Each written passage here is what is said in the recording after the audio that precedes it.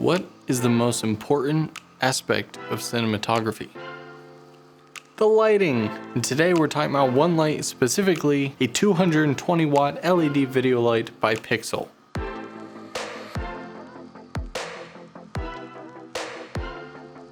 As always, I do want to say right up front that Pixel did send this video out to me. However, they are not paying me to say any of this. So all the thoughts and opinions of the video light since I got it a couple months ago are completely and solely mine. Now, if you look up other reviews about this light, you may notice a couple keywords.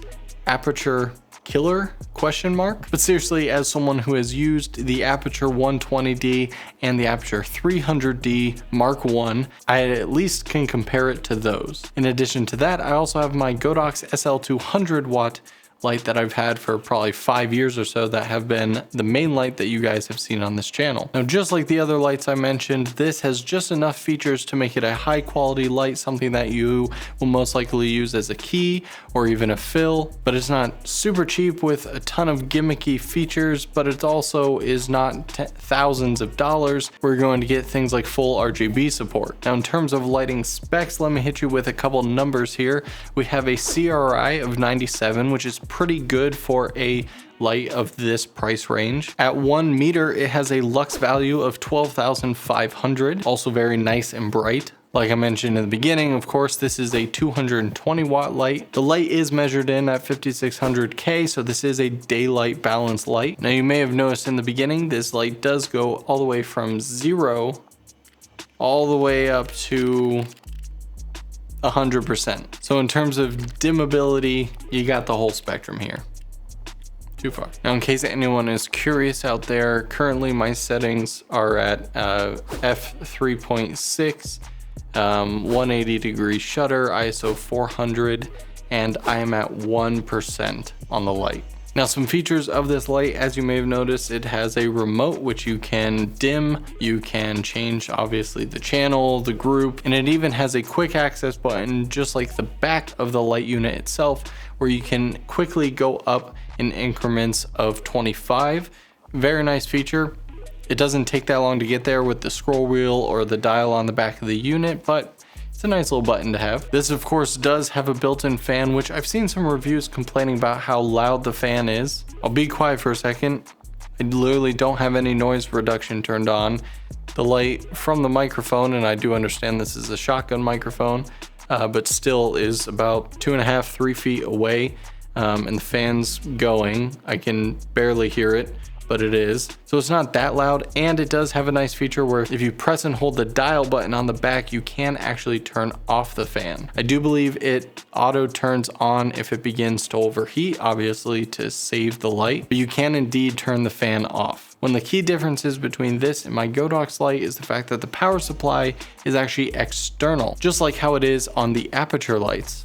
Now, there's a pro and con to this, of course. On the Godox, it's nice because you just have the power cable, and that's all you have to worry about. However, it makes the actual light unit so much heavier and so much larger. So for example, if I'm trying to go all the way to the ceiling, then I'm going to be able to get closer to this guy because it has a much smaller footprint. It also makes me far less nervous. Even on a heavy duty C-stand, that thing actually makes the bars kind of bend a little bit.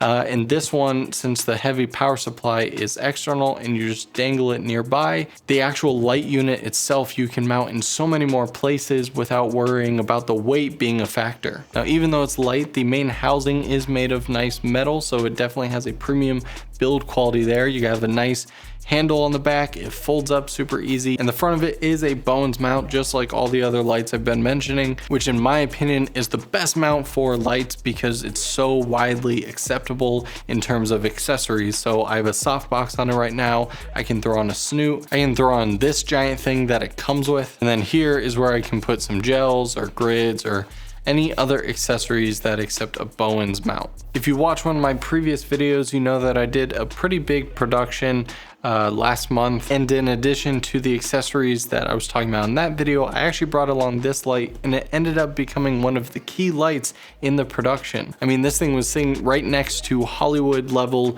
lights worth a couple thousand, and this was completely holding its own, throwing gels over it, and even using it as a very specific key light when we had to shine a light through a keyhole to illuminate the actress on the other side. If you're like me and you really can only afford one really solid good light, but you want something that's versatile, that can be good in any situation, whether it's like a business interview or sit down YouTube video like this, or up to a short film, this is one of those lights that can really take you there. In the couple months that I've been using it, I really have only found pretty much one con, and that's kind of the power connector. While I do like the fact that it is some sort of locking mechanism, it just feels a little less durable or substantial than some of the other lights that I've used, but that is currently just a feeling. I've never had it fail on me. I've never had it wiggle out or pull out or any of the pins bend or break. So it's certainly not a piece of junk, but if I had to be nitpicky, that'd be the only area of improvement that I would give feedback on. A couple really small features that I really like is the release button for the Bowens mount. It's hard to explain, but just good. I don't know, some of the lights I've used, getting accessories on and off have really been kind of finicky, whether it's the lever issue or the fact that it just doesn't sit right. This I've never missed, and it seats really easily, clicks in, and yeah, so putting on accessories has been super easy. I love the dial on the back.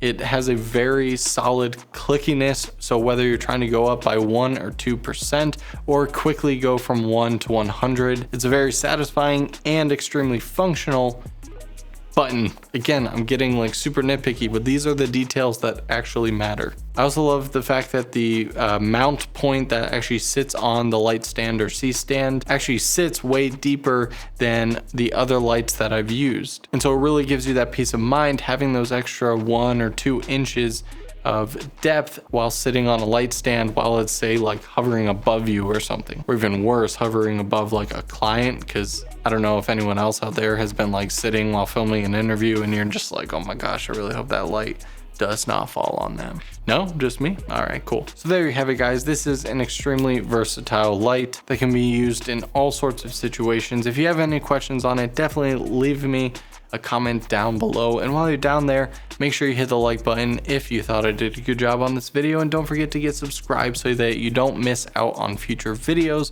which are coming out more often. Yay. Anyways, I'll see you guys in the next one.